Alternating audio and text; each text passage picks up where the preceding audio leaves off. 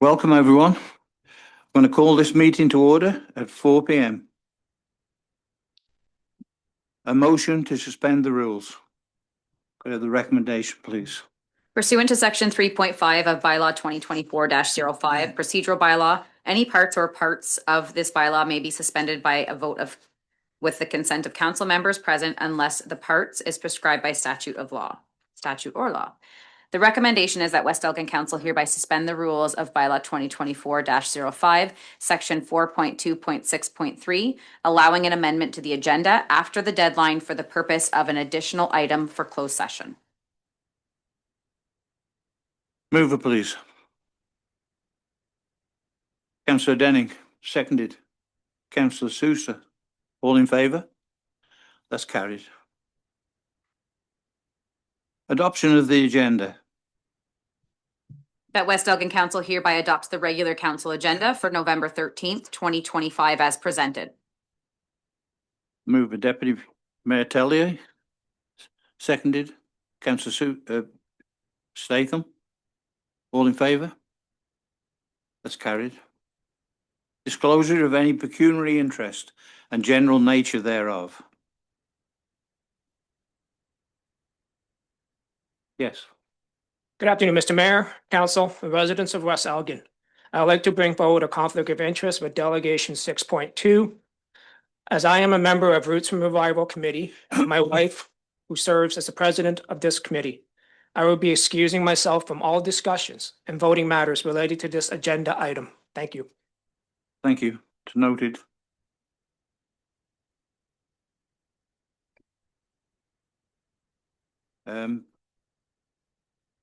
Consideration a meeting. Hookaway Drain. That West Elgin Council hereby proceed into public meeting pursuant to the Drainage Act. So it's the engineer's report. Mr. John Michael Spreet, if you take it from here, please. Oh, sorry. A mover and a seconder so we can go into that meeting. Deputy Mayor Tellier, Councillor Statham, all in favour? That's carried. Okay, John Michael. Thank you. Thank you, Your Worship. Today's meeting is the Hookaway Drain. It is an existing municipal drain. That is an open drain, it's an open ditch. The reason we're here today is there was a request by West Elgin Ready Mix, who was a gentleman named Daryl Clark. He bought that property and is in the process of improving it. I think he wants to reopen the plant, so he wants to get it. The property's been abandoned for a while, so he needs to do some work for it. There's an existing open drain that goes through the middle of his property, and operationally it's better if that drain is a closed drain. So what we're proposing to do is construct a closed drain through his property, starting at his south property line, his west property line, and then close that ditch all the way through his lands with a 600 millimeter pipe and a swale above to handle surface flows. And all the costs are assessed to him, as he's the one that's benefiting from it. Are there any questions? Any public or landowner comments? Just have a question regarding the green. Yeah. Would you mind coming up, please?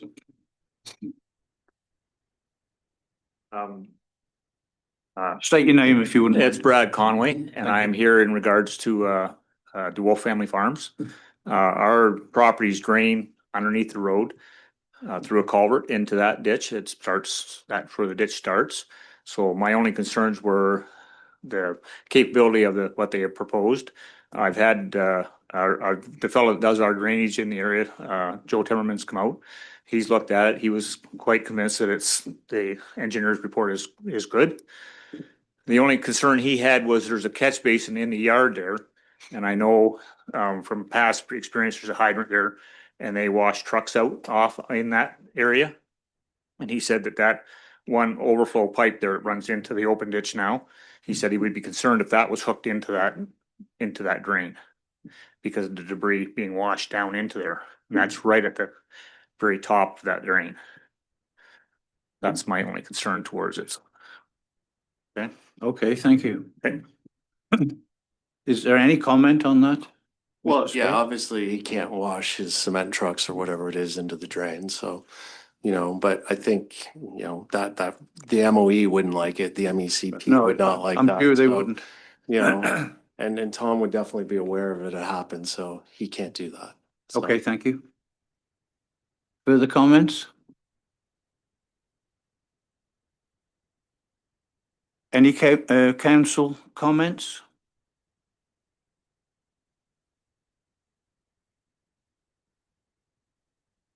Seeing none? The recommendation, please. The recommendation is that the council of the municipality of West Elgin hereby receives the engineer's report for the Hookaway Drain dated October 20th, 2025, as prepared and presented by Mr. J.M. Spreet, professional engineer, and that council authorizes staff to initiate the tender process in accordance with the Drainage Act as required for the construction of the municipal drain known as the Hookaway Drain to be considered by council following the quarter revision. And that the quarter revision be scheduled for Monday, December 8th, 2025 at 9 a.m. virtually via Zoom. And that council consider the provisional bylaw 2025-61 as presented in the bylaw portion of the agenda for a first and second reading. Okay. A mover, please. Councillor Statham, seconded. Councillor Denning, all in favour? That's carried. Thank you. Thank you, Don.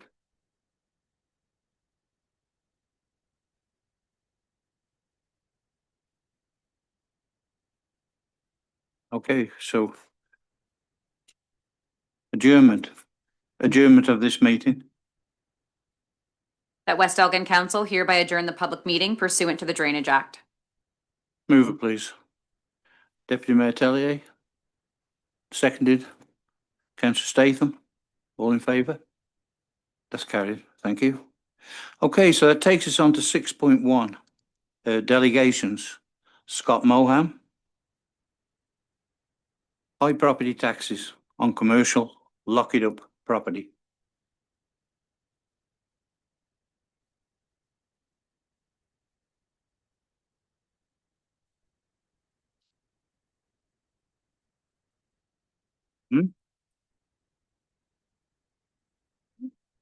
Is Scott Moham there, please?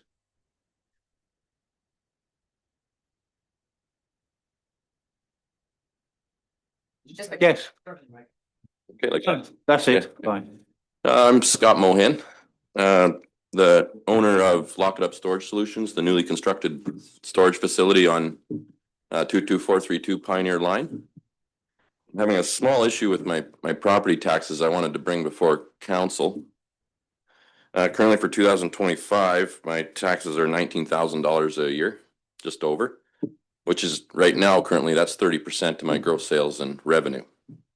So that's not really going to allow my business to survive. Obviously, the commercial tax rates applied to MPAC's value of $600,000 puts me in kind of a pickle. So I thought I'd maybe speak with you guys and see what could be maybe done about this. It's a commercial property. However, at the end of the day, it's just a storage facility. There's no heat. There's not even lights in the units. It's not insulated. It's a storage shed. People put their mattress and their lawnmower in there. So $19,000 a year is too much. I am filing my request for reconsideration with MPAC at the end of the month. But even if I'm successful with that, I'm going to move that from maybe 600. They might bring it down $50,000. If and when my facility is full, it's still going to be the better part of 20% of my gross sales and revenue is going to my property taxes alone. So that puts me in a kind of a rough spot, right? So any ideas what I should be doing about this? Because I'd hate to see my business go under because of my municipality. Yeah, I can understand that. Yeah. That seems like a high rate. Where do we go from here? CL, please. Council, MPAC is the authority that establishes the type of business and then the assessed rate to the business. So council does not assess the tax classification, MPAC is the authority for that. So they would come out and look at the type of business you have and the determinations of the sort of the square footage, and they're the ones who then would assess or set that classification. Yeah, And then by that, it sets the rate for. okay. But that's, so when I file a request for reconsideration, that's really all they're gonna do. So if they bring my assessed value down $50,000, I'm still in a bad spot here. Is there a different way to classify it?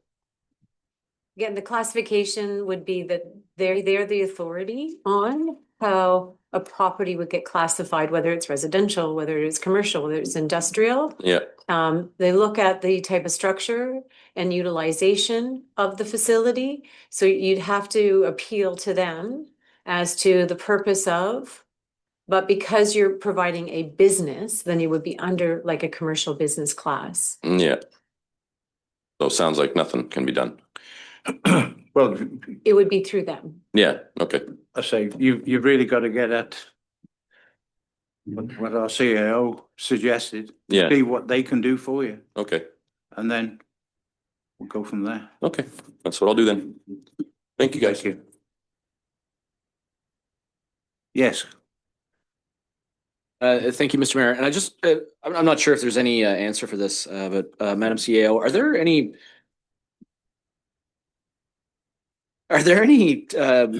potential tax relief options that exist outside of MPAC? I'm thinking maybe, any grants or specific tax relief options available to commercial properties? Do those exist? I don't know. I'm genuinely asking.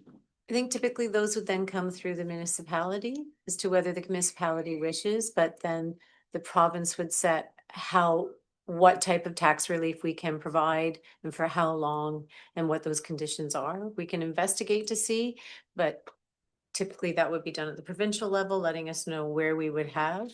Grants is usually what we do through our CPI, our commercial property. And what the I stands for, but we have to then establish those are the type of grants that we are offering. And then we have to publish those in advance.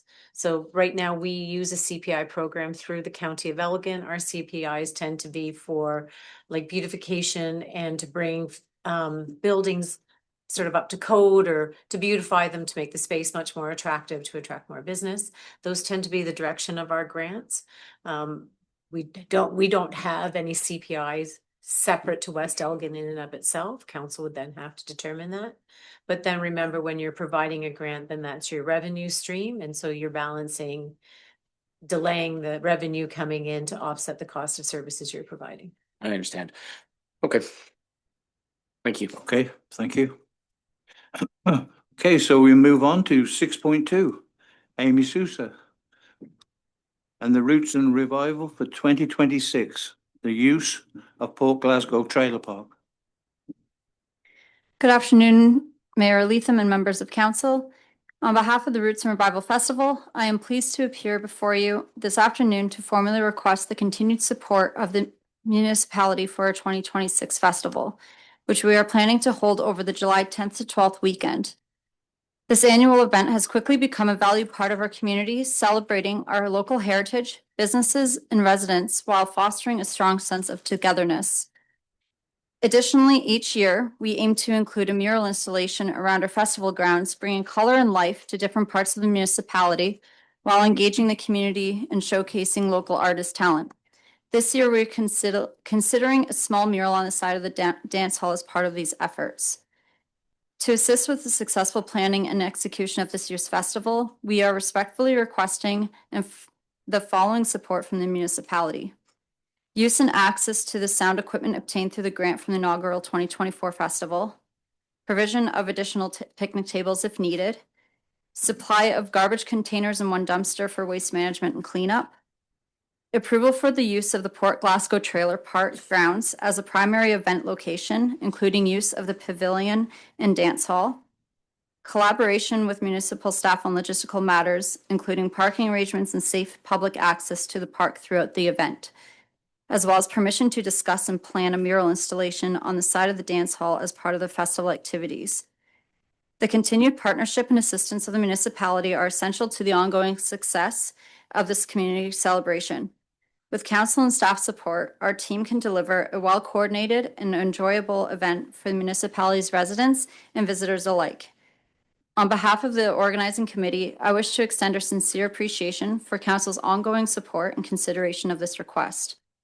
We look forward to once again working together to ensure the 2026 festival is a memorable and successful event for the municipality of West Elgin and all who attend. Thank you. Okay, thank you.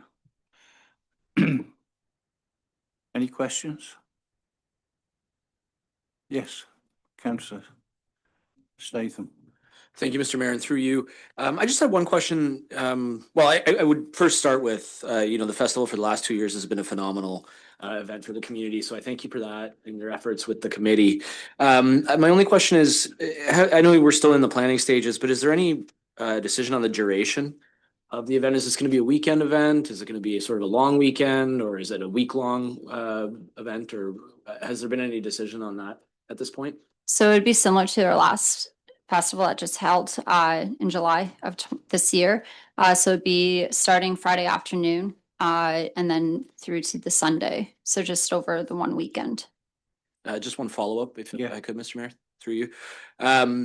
Have the Roots and Revival committee members reached out at all to the Port Glasgow Trailer Park? Specifically, We've had discussion with a couple of the members that are within the park, and they've been receiving it with like positivity, thinking it'd be great to be able to celebrate like our park, because I know that with previous events that have happened, this is allowing them to celebrate being able to keep this park in our community and showcase what our waterfront has, like the waterfront of our municipality, right? And bring visitors around and start to try to drive some tourism into our municipality. great. I think it's a great idea. Thank you, Amy. Okay, I'm going to suggest that the staff look into this and come back to council with a report. But for the simple reason, we rent out the park. So it puts us in a little bit of a different scenario. And so I would like the staff to go through it and see if it's possible and we're not upsetting too many people. Right. Do you understand that? Oh, yeah, definitely. That's why I'm reaching out and put this delegation in, is so that we can start planning ahead of time. That's right. So it's best to start right. Yes. Yeah. Thank you. Thanks. Further questions? Seeing none, thank you very much. That's noted. Council, if you're giving direction to staff, then I require a motion. We run into this Okay. sort of frequently. So council, if that's your direction, please ask that a motion. I be given. directed staff to bring back a report. We'll need a mover and a seconder.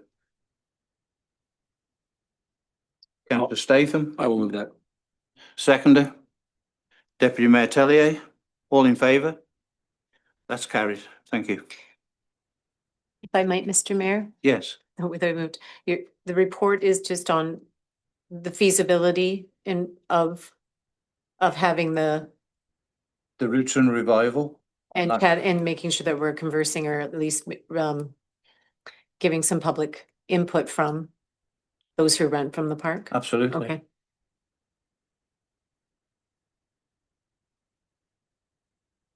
Thank you. Okay, so we'll move on to adoption of the minutes. That West Elgin Council hereby adopt the minutes of October 23rd, 2025 as presented. Could I have a mover, please? Deputy Mayor Tellier, seconded. Councillor Denning. All in favour? That's carried. Business arising from the minutes. Seeing none? I had brought up a point and I don't think Pardon? last week, when can I talk about that? I'd asked about leveling my land. Not, I was up there talking, I don't, was in the minutes from the last meeting. So those would conversations that happened during that drainage report, is that when you were asking those questions? Those were to that meeting in particular, and that was that was a separate public meeting from a council meeting. Those would not necessarily be carried in and forward. Those would be answered or directed into that public meeting. I would like note of it. To Tom personally for years. Brought it up here, so I don't know who or what records it, but it's on video and I brought it up. And it wasn't mentioned in your minute. Are the So minutes your is minutes separate are for the not- public meeting? Um, And you guys were all here, so your minute.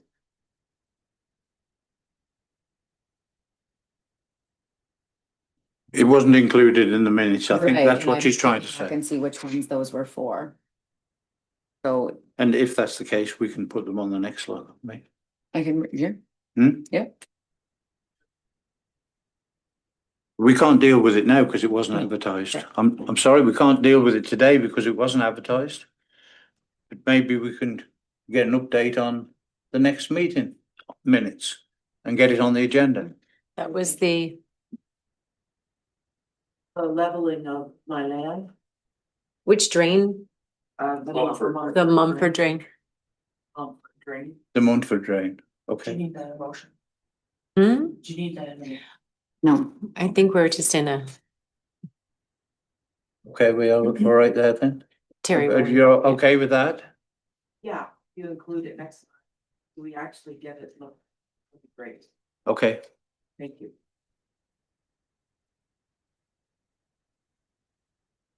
thank you. So anyway, we go to 9 is staff reports. And 9.1 is planning. Severance application E 60-25 comments to Elgin County. And I think it's Mr. Robert Brown, planner. Can you take it, Robert, please? Certainly, Mr. Mayor. Good afternoon to everyone. The application in this instance is located at 23104 Johnson Line. The request that's been put forward by the property owner, an application that's been made to the Land Division Committee, is for the severance of a surplus dwelling that's located on the farm. The farm right now is 52 acres in size. The house lot that's being proposed to be severed off of that is 0.6 of an acre. And would include the existing dwelling and 2 outbuildings. From a policy standpoint, the request is consistent with provincial planning statement of 2024, as well as the new County of Elgin official plan 2025, and is also consistent with West Elgin's new official plan policies for surplus dwelling severances. The property's been assessed under all 3. As council is aware, one of the requirements of all surplus dwelling severances is that the severed parcel and the remnant parcel are rezoned. In this particular case, because the lot is less than an acre, it will be rezoned to a rural residential classification. The farm will be rezoned to the standard A2, which will continue to permit agricultural uses, but will not permit any future dwellings on the lot. There is one building that will remain with the farm parcel. It's in good repair and is adequately set back from the proposed lot lines. And the farm itself will have separate access from the dwelling. Internal comments that were received from circulation to staff included that the property is impacted by a municipal drain, so drainage apportionment will be required and is a condition of approval. A new 911 address will be assigned to the remnant farm parcel. And also that the septic system on the property will be inspected. This particular property is also on well water, so a well test is also submitted through the health unit. So unless there's questions from council or the public, that is all I have, Mr. Mayor. Okay, thank you. Any questions? Seeing none, could I have the recommendation, please? The recommendation is that West Elgin Council hereby receives the report from Robert Brown, planner, regarding severance application file E60-25, comments to Elgin County, planning report 2025-24, and that West Elgin Council hereby recommends approval to the Land Division Committee of the County of Elgin for severance application file E60-25, subject to the lower tier municipality conditions in Appendix 1 of this report, and that West Elgin Council directs administration to provide this report as municipal comments to the County of Elgin. Mover, please. Councillor Denning, seconded. Councillor Sousa, all in favour? That's carried. That takes us on to 9.1.2. Severance application E64-25, comments to Elgin County. Robert, it's over to you again. Thank you, Mr. Mayor. The property in question is located at 139 and 145 Graham Road. It's a 17.7 acre parcel. It's currently zoned institutional and contains the secondary school and also former senior elementary school that was closed after expansion improvements to the elementary school in Rodney. The school board has declared the portion of the property that contains that former elementary school surplus to their needs and listed it for sale. There is an interested party, and one of the initial conditions for sale of the property was to sever that portion of the property containing the school and yard that was behind that. The proposed severed parcel would be 5.6 acres. It's primarily located behind a number of dwellings that front on Graham Road. It does have ongoing access and is separately serviced from Graham Road. There's approximately 11 to 12 meters of frontage that will be able to service the ongoing use of the school itself. One of the challenges that we faced in separating out these two properties, obviously, was its limited frontage. And quite often, one of the questions that came up when the property was originally listed for sale was what can it be used for? And there's really kind of two answers to that question. As the school sits there now, it obviously has a former established pattern of use, people coming and going, buses in and out, staff in and out, and day-to-day activities during the school year. There is still the ability to utilize that school as it sits potentially for other uses, which would be determined later on. The first step is simply creation of the lot. The school board will not be involved in future use. That will be up to the prospective purchaser, but reuse of the existing school does not necessarily present a problem. Where we get into more of a need for some potential for further thought will be perhaps if the school was removed and the site as a whole was reused. There has been some discussion internally that that limited frontage may pose some challenges and limitations to its redevelopment. The reason why I kind of raise this issue is, although these particular applications are not published as a public meeting in this sense, I did have one resident reach out because the county posts signs on the property, and obviously they're aware that something is going forward, and their concerns I suspect lie with what is going to happen in the future. And again, that'll come forward once the lot's been created, once the purchaser comes forward with a plan for reuse of either the building or the property as a whole. The school property makes up part of a larger area within West Lorne.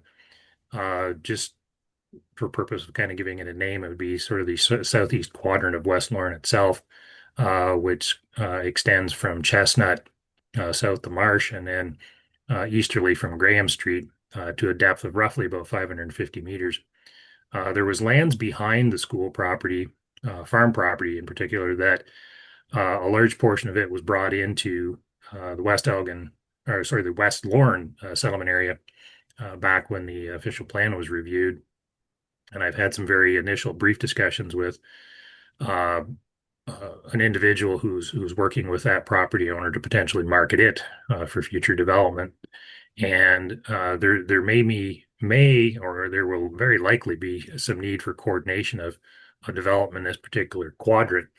And it's certainly not a decision for council to make specific tonight, but I would highlight that one consideration for the property may be, and the area as a whole, given its sort of strategic position within West Lorne, is you may want to consider this area for the secondary planning process under the official plan to take a closer look. Right now, that quadrant of West Lorne contains a number of uses. The high school, obviously, there's some mixed residential uses. There's the arena, there's parklands, and there's also a large natural heritage feature that covers 2 or 3 properties in that area, some of which is under municipal ownership and some that's under private ownership.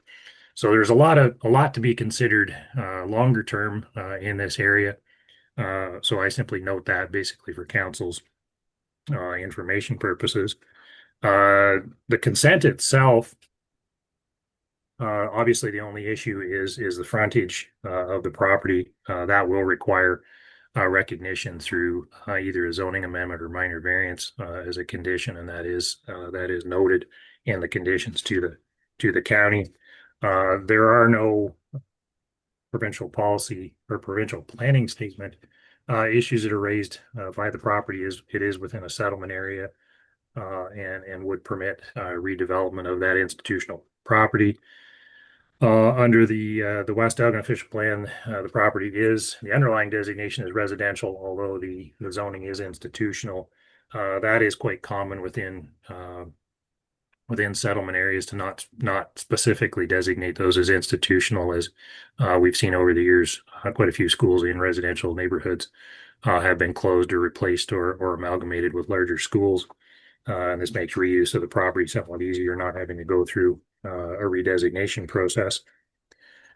As I noted, the zoning is institutional. That may change. If it does, that will come back to council for additional consideration, and there will be public notice and input at that time once the purchaser's plans are made public.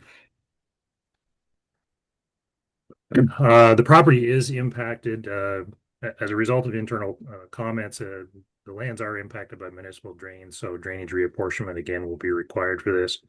It'll also be necessary to confirm that there's a separate stormwater outlet connection for what is being severed. There were some additional stormwater works that were done around the high school, but it's unclear at this moment whether or not the severed parcel, its outlet is aligned with its frontage. This is not an unachievable goal. It's just simply that not unlike sewer or water, it has to be aligned with the frontage.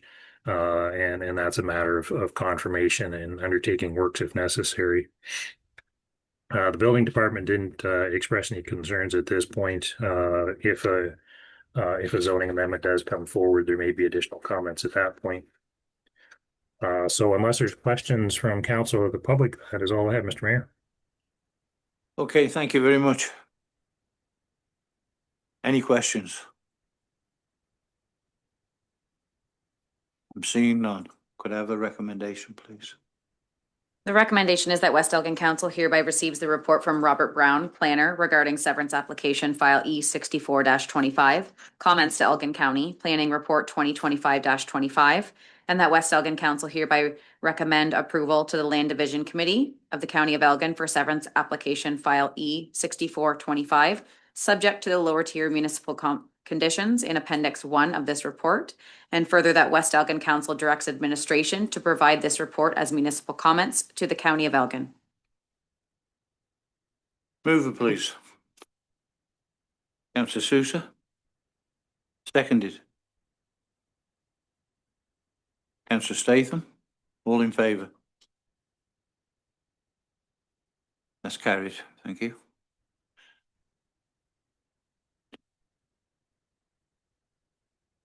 Okay, so we go to 9.2, wastewater. Aqua wastewater operations, third quarter, 2025. Hello, everyone. Thank you, Mr. Mayor, staff, and council for having us here. Evening. Sorry to present remotely today. Have some family matters going on, so kind of stuck at home here. With that being said, I'll jump into the reports. So the Westland Wastewater Treatment Plant Operations Report, third quarter 2025. Section 1, Compliance Summary. There were no compliance or exceedance issues to report during the third quarter. There were no MECP or MOL inspections conducted in the third quarter. Section 3, Performance Assessment Report. The average daily flow for 2025 is 523.9 meters cubed per day. When compared to 2024, the average daily flow is down 13.5%. And the plant is currently operating at 58.2% of its rated capacity of 900 meters cubed per day. In table 1, you can see the ranges of our biweekly raw water sample results. The annual average for BOD is 122.53. There's just a little typo there. All other parameters are within expected range as well. We use these readings operationally when making process adjustments and compared to our effluent readings to assess the effectiveness of our treatment process. Okay, average daily, sorry. Go on, carry on. The average daily effluent flow in 2025 is 523.4 meters cubed per day. When compared to 2024, effluent flows are down 8.9%. BOD is a common indicator of wastewater strength and is used to see how well our process is operating. So the average effluent BOD in 2025 is 2.3 milligrams per liter, which is within all objectives and limits. And when compared to 2024, effluent BOD is down 8% in 2025. Total suspended solids in wastewater. So these are particles larger than 2 microns, things like algae, silt, and decaying organic matter. Our total suspended solids in the effluent is averaged at 4.6 milligrams per liter. There were no objective or limit exceedances in quarter 3 of 25. This is good to see, as we did put measures in place due to objective exceedances earlier in the year, such as more thorough effluent channel cleaning and monitoring. When compared to 2024, TSS is down 5% in our effluent in 2025. And then for chart 7, although we did have 2 objective exceedances for TSS in 2025, this chart shows our effluent TSS is quite low compared to previous years and within our objective range for the year. The annual average total phosphorus concentration is 0.14 milligrams per liter, which is well below our objective of 0.30 milligrams per liter. When compared to 2024, phos levels are up 16.7%. However, this is due to an elevated reading obtained in June during a high flow event, which triggered additional sampling. The average effluent total ammonia nitrogen concentration is 0.2 milligrams per liter in 2025. This is well below our quarter 3 objective of 2 milligrams per liter. When compared to 2024, TAN is down 51%, which looks like a very large reduction, but there was an elevated result in June of 2024, so that inflated 2024's average. You can see how inflated that 2024 TAN average reading is in chart 11. Dissolved oxygen is monitored at the wastewater treatment plant to ensure the minimum concentration of 5 milligrams per liter to support aquatic life in the receiving water and to assist with our process as well. There was an objective exceedance in August due to a suspected operator error. In response to this, we took readings after the low reading to compare kind of readings before and after that reading from the operator error to ensure that our levels were fine. Total congealed nitrogen, or TKN, is monitored on the effluent during biweekly sampling to provide indication on the remaining organic and ammonia nitrogen not removed throughout the process. There are no limits or objectives for TKN when compared to 2024. TCAN results are down 33% in 2025. Again, this is looks like a large reduction, but it's due to an elevated result in 2024. Alkalinity is sampled at least bi-weekly. Again, there are no limits or objectives with alkalinity. It is recommended that at least 50 milligrams per liter be present in the effluent to maintain pH. Our average effluent alkalinity in 2025 is 90 milligrams per liter. And when compared to 2024, alkalinity is down 26%. pH is sampled at least biweekly with no objectives or limits. There's a recommendation that pH is between 6.5 and 8.5. Our average pH reading in 2025 is 7.18. This is down 3.74% from 24, but still within our expected range. Temperature is measured bi-weekly with no limits or objectives, more so to trigger process changes such as raising or lowering our mixed liquor suspended solids concentrations or altering our oxygen being provided to aeration basins. Our average effluent temperature in 2025 is 14.4 degrees Celsius. Comparison of 2025 temperature results to 2024 are captured in chart number 16. Section 4, occupational health and safety. There were no health and safety issues identified during the third quarter. Section 5, general maintenance. In July, we had some issues with our scum pit pumping and piping, which were fixed by contractors on site. We also experienced some voltage issues that were corrected by Hydro One. In August, we experienced more scum pit pumping issues, but operators were able to fix these issues on their own.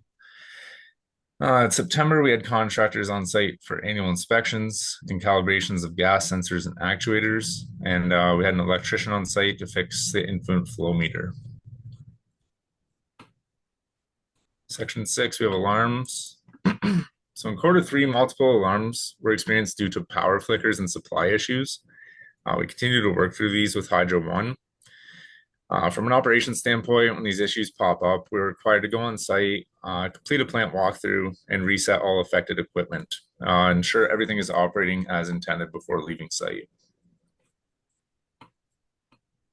Then we have section 8, complaints and concerns. There were no complaints or concerns reported in quarter 3. There were also no health and safety related concerns reported in quarter 3. That's all for that one.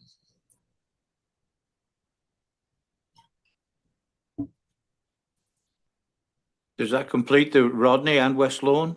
That's just West Lawn. Sorry. Do you want me to do both before questions? Do you need motions for separate or? I've got the motion. Okay. The motions are going to be for both of them. Yeah, Joe, I have the motions together for both Rodney and Okay. West Lawn for wastewater, so go ahead. Okay, thank you. So the Rodney Water Pollution Control Plant Operations Report, third quarter 2025. Section 1, compliance summary. There were no compliance or exceedance issues reported during the third quarter. Section 2, inspections. There were no MECP or MOL inspections conducted in the third quarter. Section 3, performance assessment report. The average daily flow so far in 2025 is 382.65 meters cubed per day.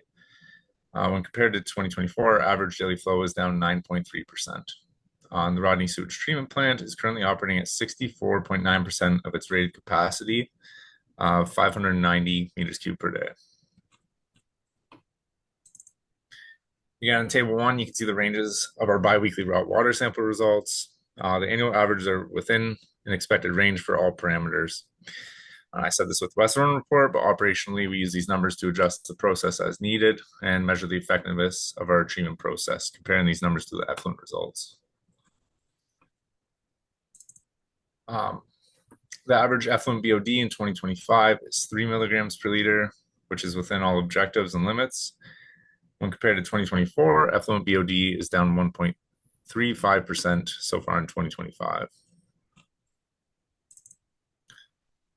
Our total suspended solids in the effluent is averaged at 4.26 milligrams per liter. There were no objective or limit exceedances in quarter 3 of 2025.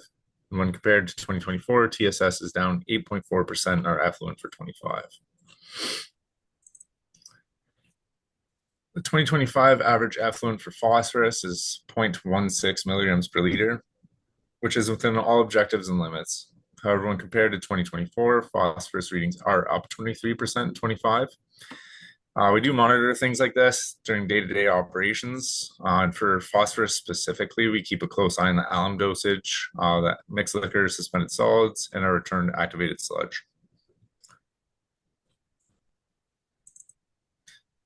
The total ammonium nitrogen, or TAN, in 2025, the effluent average is 0.28 milligrams per liter. When compared to 2024, TAN is up 27%. However, these readings are well below our objective and limit for the year. Dissolved oxygen is monitored at the wastewater treatment plant to ensure a minimum concentration of 5 milligrams per liter. You can see in chart 11, DO was lower in Q3 than the previous 2 quarters. This is expected as DO decreases with a rise in the water temperature. Total congealed nitrogen, or TKN, again, it's monitored on the effluent during biweekly sampling to provide indication of remaining organic and ammonium nitrogen, not removed throughout the process. So there's no limits on this. And when compared to 2024, TKN results are down 14%.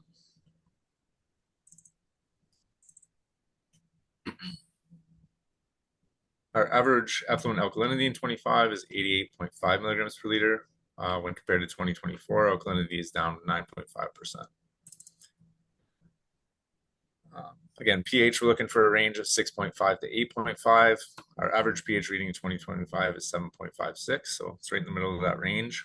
It is down 3% from 2024.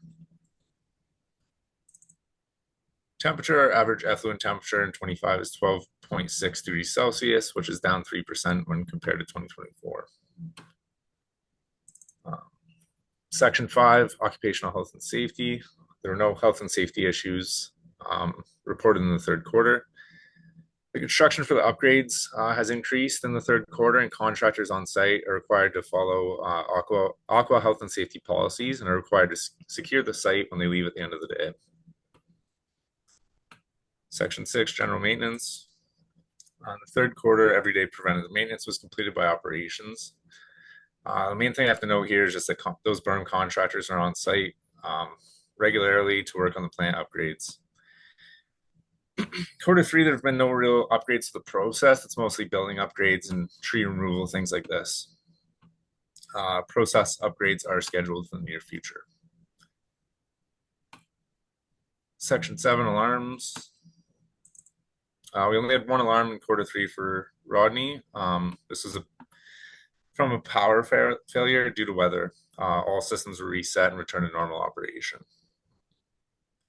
And Section 8, complaints and concerns. There were no complaints or concerns in the third quarter. That's it for Rodney. Okay, thank you very much for that report. Could I have the recommendation for that? Any questions from council? Yes. Councillor Denning. Thank you, Mr. Mayor, and through the chair. Thanks for the report, Joe. Everything sounded pretty good, and the reports kind of reflected the same. The one thing that you did mention was the 27% increase in, I think it was total nitrogen at the Rodney location. Yeah. Is that something that we need to be aware of or concerned about? Yeah, through Mr. Chair. There are no limits to this. So like there is nothing that we like of concern. We do continue to monitor this, and we'll continue to keep an eye on it for sure. Okay, thank you. Further questions? Seeing none, could I have the recommendation, please? The recommendation is that West Elgin Council hereby receive the Rodney and West Lorne wastewater operations reports, third quarter 2025, for information purposes. Move it, please.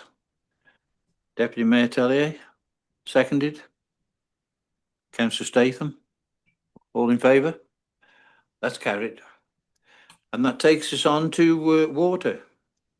9.3.1. Aqua water operations, third quarter 2025.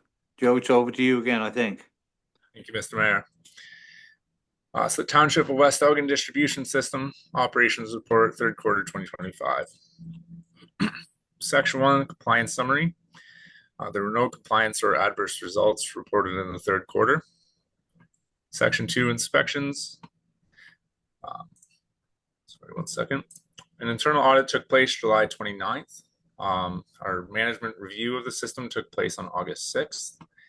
And an external surveillance audit took place on September 15th by Intertech SAI Global. 3 OFIs were found and 0 nonconformances. Under inspections, there were no MECP or MO inspections during the third quarter. Section 4, performance assessment report. So weekly sampling takes place through the distribution system for total coliforms and E. coli. These both have a limit of 0. We also sample for heterotrophic plate count, or HPC, which does have a limit, which does not have a limit. These are used operationally, and if continual high results are found, an action plan would take place. All sample results are within regulatory limits in the third quarter. Trihalomethanes, or THMs, are sampled on a quarterly basis. So THMs are a disinfection byproduct. The formation of them is dependent on organic matter, rechlorination practices, water age, and pH. The regulatory limit for THMs is 100 micrograms per liter on a running quarterly average. So our current running quarterly average is 56.25 micrograms per liter. And when compared to 2024, this is a 7% decrease. All sample results in 2025 are within regulatory limits. Haloacetic acids, or HAAs, are also a disinfection byproduct, which we sample for on a quarterly basis. The maximum acceptable regulatory concentration is 80 micrograms per liter, and our current quarterly running average is 20.1 micrograms per liter. So this is a 29% decrease when compared to 2024. Leads me to Section 5, occupational health and safety. There were no health and safety issues identified during the third quarter. Section 6, general maintenance. So July and August, we replaced the curb box that took place on Silver Clay Line or Road, and 2 hydrants were repaired. The chlorine pump at Rodney Tower was determined to be faulty in August, and a new pump was ordered and installed. Section 7, alarms. In the third quarter, multiple low chlorine alarms were received at the Rodney Tower. This was directly related to the chlorine system and pump issue, along with warmer weather. While experiencing these issues, measures were taken to ensure chlorine levels through the system were adequate, and the system has since been repaired. Section 8, complaints and concerns. Throughout the third quarter, multiple taste and odor concerns were reported and acted on. These taste and odor concerns are a result of high levels of geosmin in the source waters of Lake Erie, and we confirm this through sampling. Required action and process changes took place at the plant. Flushing occurred to clear this water from the system.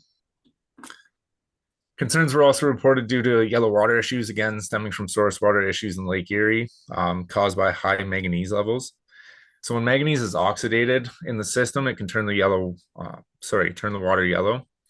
Again, once these issues were taken care of operationally, the distribution system was thoroughly flushed to help clear this colored water.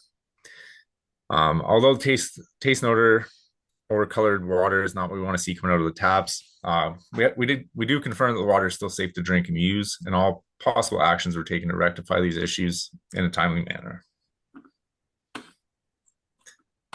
That's all for distribution.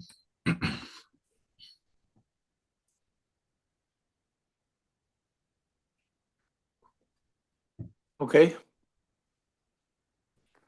Thank you for that. Questions for council? Seeing none on that one. Could I have the recommendation, please? The recommendation is that West Elgin Council hereby receive the West Elgin Distribution System Water Operations Report, third quarter 2025 for information purposes. We have a mover for that. Councillor Denning, seconded. Deputy Mayor Tellier, all in favour? That's carried. Thank you. Thank you very much. Thank you.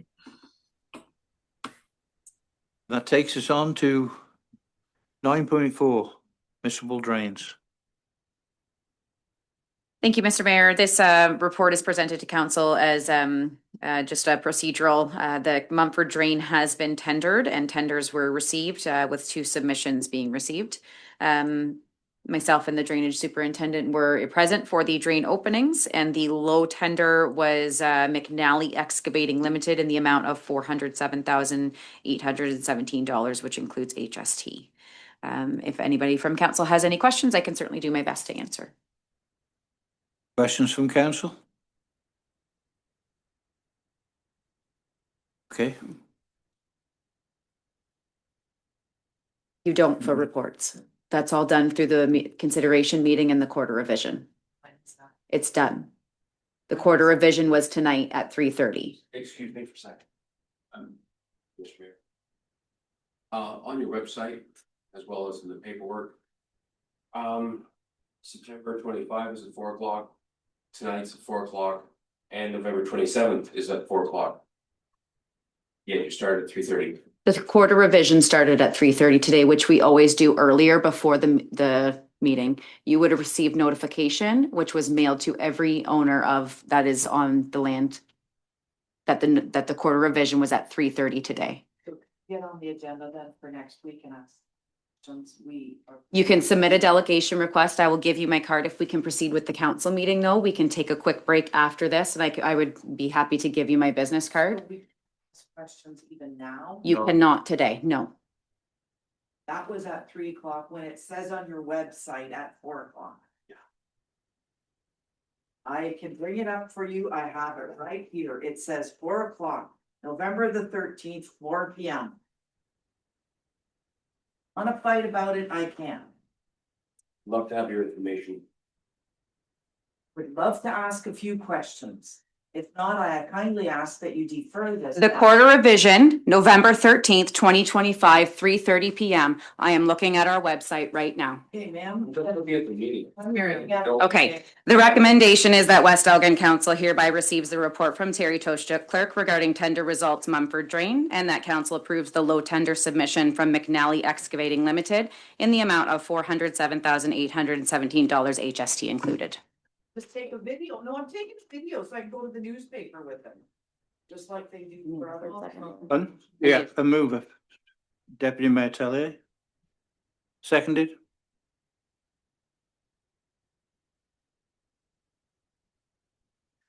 Councillor Denning, all in favour?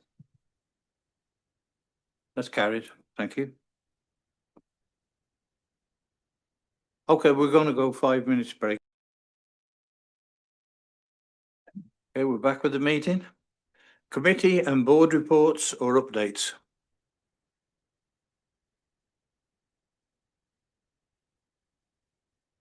Seeing none at this time. So we'll go to 11, notice of motion. 11.1, Councillor Sousa, implementation of crosswalks. Mr. Mayor, council, and staff, regarding my notice of motion and having staff investigate potential options for implementing standard crosswalks. I believe this is an important step toward improving safety for all residents in West Elgin, kids, students, seniors, and families. I would like to see consideration be given to incorporating a design element to crosswalks that honor our war veterans, serving as a lasting reminder for their service and sacrifice. I will be sharing more on this in our next council meeting when the motion is presented. Thank you. Thank you. Okay, we move right on. And the next one is 11.2, Deputy Mayor Tellier, Policing Committee. Thank you, and through the chair. Yes, I bring this motion to council to re-implement our policing committee that we had in the past. Have had many concerns from residents brought to us, or brought to myself and other council, I'm sure, as concerns into the area and what's going on with fraud against our seniors and other other groups, and just drug use, different things going on. I do see that the high school had something, and other agencies had something in the area to address this, but I just feel our policing committee would be great to look at coming back. Thank you. Okay, thank you for that. We'll go to 12, council inquiries and announcements. Yes, councillor Denning. Thank you, Mr. Mayor. Through the chair, fellow council members, I am very, very excited and proud to announce that our very own grade 9 West Elgin Secondary School boys have won WASA volleyball tournament this afternoon. This is a big deal. This was the first time West Elgin had hosted the tournament in many, many years, and the first time that our team had won the gold. So I'd like to extend my congratulations to them and invite council to consider inviting the boys team to come to a council meeting so that we can properly congratulate them.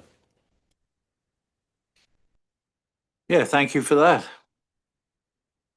Excellent. Anything else further?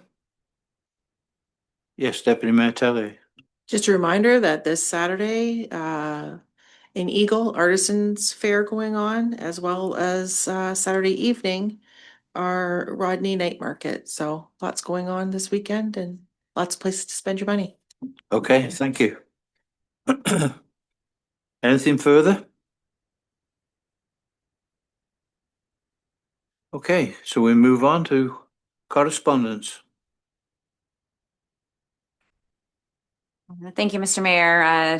Through you to council, there is quite a few items that are on here for items of correspondence. You'll see I've broken them down between County of Elgin. There's a few development charge updates on there. Watson and Associates is great at keeping us updated on what is going on there.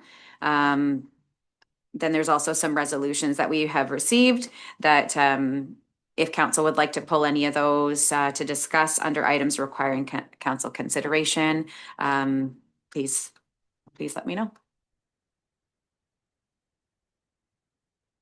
Anything? Okay. Deputy, okay, Councillor Statham. Thank you very much, Mr. Mayor, and through you. I just wanted to draw attention and for those people listening at home and those who are going to review this meeting later to the 12.2 development charges update. I just wanted to just sort of reiterate. What's that? 13. Oh, sorry, 13.2. I'm sorry, I changed in the agenda. I apologize. Just essentially, if I understand this correctly, and Madam CEO, you can correct me if I'm wrong, but the changes to the development charges in this case basically say that for non-rental housing, the collection of development charges is no longer occurring when the building permit is issued, but rather when the occupancy permit is issued. So essentially, it's a delay of a year to 2 years when we're able to collect the development charges. Is that correct? Yeah, it's sort of a deferment. If I may, Mr. Mayor, it's a deferment, so it's not avoidance of the payment of tax, but when it needs to be paid. I believe previously there was a deferment, but then municipalities were allowed to apply interest. And I believe that has also been removed at this time. So it's a deferral of payment and the timing of which payment would be received. Does that have an impact, Madam CEO, on the municipal cash flow if it's a delay in the collection of revenue for, let's say, a year or 2 years? Is that going to affect our cash flow for the municipality? I believe it can have some impact. Usually when it was up front, the municipalities knew that we then had that money in place before they proceeded, and then waiting.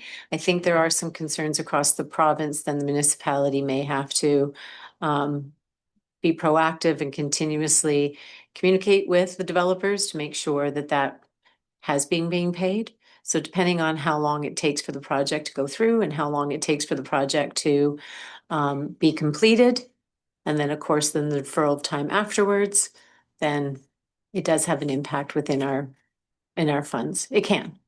At this moment in time, we've not had significant development charges. Development charges is only something that's been recent to the municipality.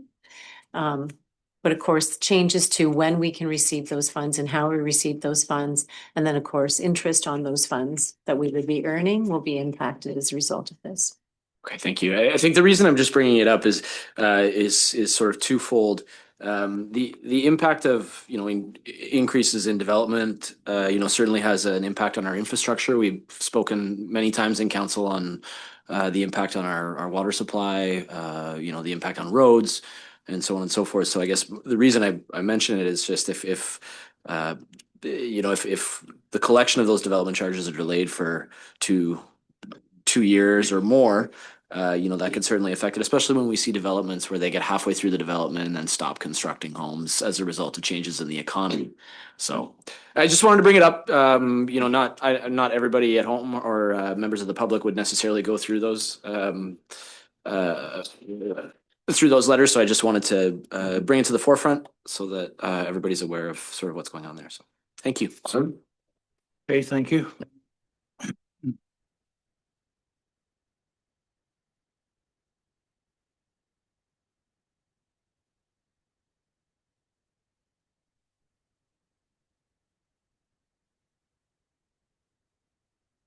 Okay, well.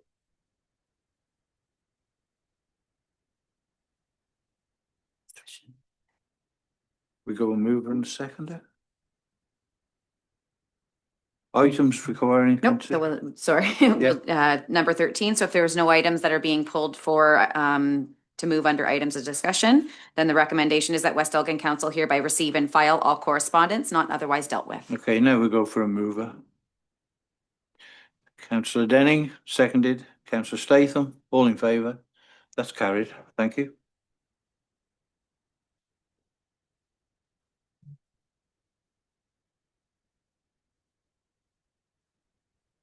Okay, so we go on to bylaws. 15 bylaws. 15.1 bylaw 2025-61 Hookaway Drain. First and second reading only. That bylaw 2025-61, being a bylaw to provide for drainage works on the Hookaway Drain in the municipality of West Elgin, be read a first, second time and provisionally adopted. Mover, please. Councillor Statham, seconded. Councillor Sousa, all in favour? That's carried. Thank you. Which brings us to 16, which is a closed session. That West Elgin Council hereby proceeds into closed session at 5:15 p.m. to discuss matters pursuant to the Municipal Act, Section 239(2), B, identifiable individuals, volunteer recognition selection, E, litigation or potential litigation, Port Glasgow Trailer Park, B, identifiable individuals, third-party contractors, B, labor relations, HR update, and D, labor relations employee negotiations, CAO contract. Mover, please. Deputy Mayor Telley, seconded. Councillor Sousa, all in favour? That's carried. Thank you.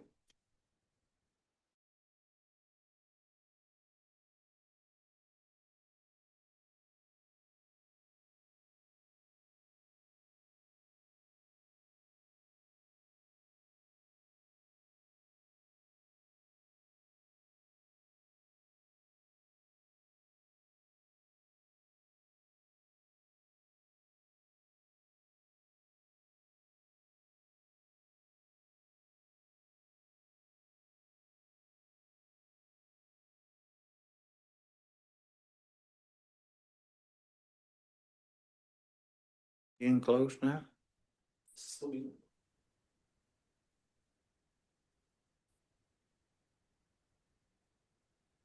Okay, we report from closed session and the clerk to provide a report, please. What's that?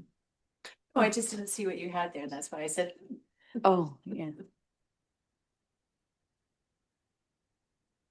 Reporting from closed session at 6:19 p.m. West Elgin Council received five items pursuant to the Municipal Act Section 239(2) and provided the mayor and staff with administrative direction.